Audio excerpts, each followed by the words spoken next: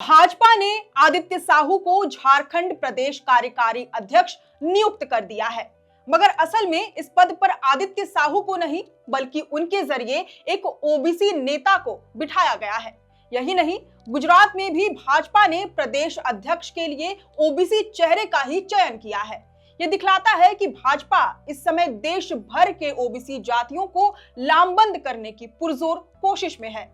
लेकिन जो पिछड़ा वर्ग हमेशा से भाजपा का कोर वोट बैंक माना जाता रहा है, पार्टी को अब उसे अपनी ओर खींचने की ऐसी कौन सी जरूरत आन पड़ी? पिछड़ा वर्ग आखिर भाजपा से दूर क्यों भाग रहा है और इन सब के जरिए बीजेपी का अगला कदम क्या होगा? क्या है आखिर भाजपा की रणनीति? ये सब जानेंगे आज के इस रिपोर्ट में। सबसे पहले जोहार, आप देख रहे हैं लोकतंत्र 19 और मैं हूं आपके साथ अंशु।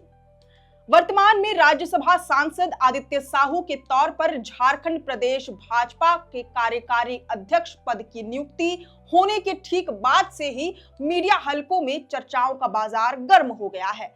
विधानसभा चुनाव में मात खाने के बाद ऐसी उम्मीद थी कि भाजपा हार से सबक लेकर संगठन में बड़ा फेरबदल करेगी, सीधे स्थायी प्रदेश अध्यक्ष की नियुक्ति की संभावना बन रही थी।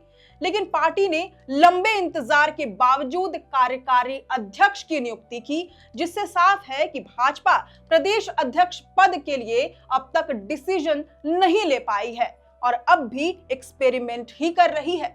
आदित्य साहू से पहले तक कार्यकारी अध्यक्ष का जिम्मा रविंद्र राय के हाथों में था। उन्हें साल भर पहले हुए झारखंड विधानसभा चुनाव के समय पद पर नियुक्त किया गया था। हालांकि उनके नेतृत्व में बीजेपी को करारी हार मिली थी, जिसके मद्देनजर साल भर के अंदर ही जनरल कैटेगरी से आने वाले रविंद्र राय को हटाकर ओबीसी नेता आदित्य साहू को कमान सौंप दी गई। भाजपा के निर्णय ने इस बात की तस्दीक दी है कि आगे चलकर प्रदेश अध्यक्ष की जिम्मेदारी भी संभवतः किसी पिछड़े नेता को ही दी जाएगी।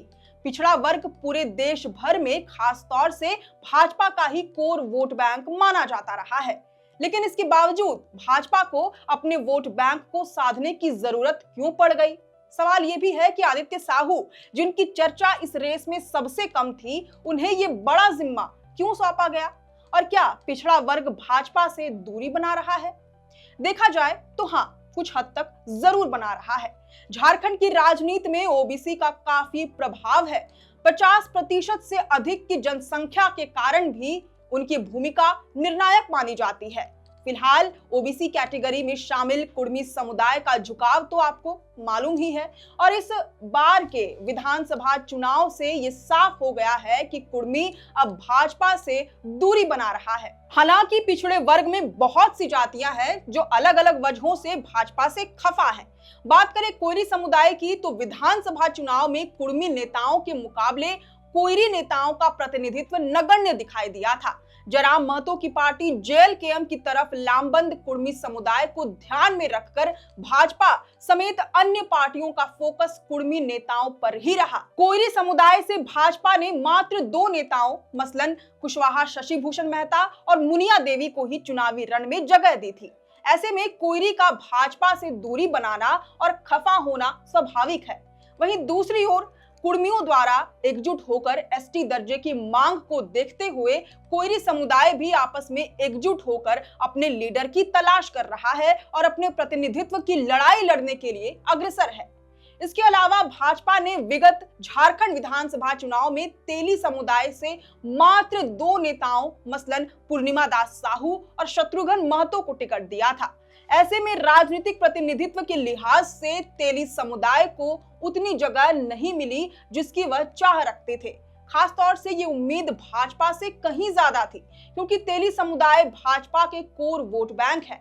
ऐसे में माना जा रहा है कि भाजपा ने अपने कोर वोट बैंक को बांधे रखने के लिए तेली समुदाय से आने वाले आदित्य साहू पर दांव लगाया। और तो और झारखंड के ओबीसी समुदाय के द्वारा भाजपा से दूरी बनाने का एक बड़ा कारण खुद केंद्र की भाजपा सरकार का उदासीन रवैया भी है।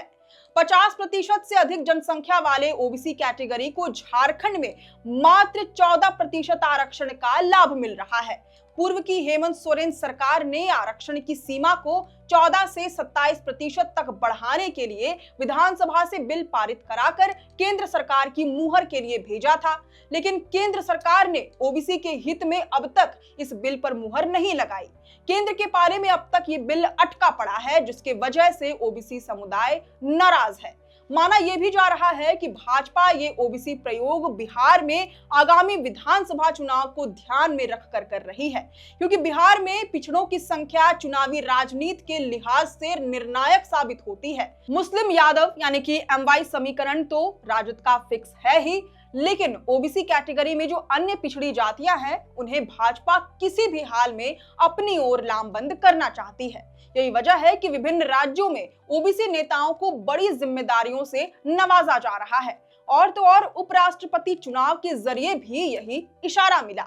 अब बात करें नवनियुक्त प्रदेश कार्यकारी अध्यक्ष आदित्य साहू की, तो वे भले ही बाकी नेताओं के मुकाबले कम चर्चित रहे हो, मगर उनके पास दशकों का संगठनात्मक अनुभव है, जिससे भाजपा ने उन्हें जाति और पार्टी संगठन दोनों ही समीकरणों में उचित पाया।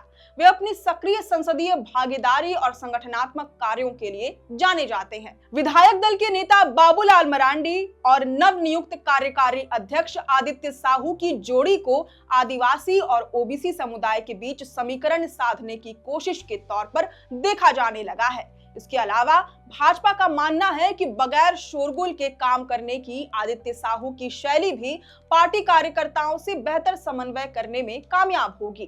भाजपा के शीर्ष नेतृत्व को भरोसा है कि आदित्य साहू की संगठन पर पकड़ और कार्यकर्ताओं के साथ तालमेल झारखंड में पार्टी की स्थिति को और मजबूत करेगा।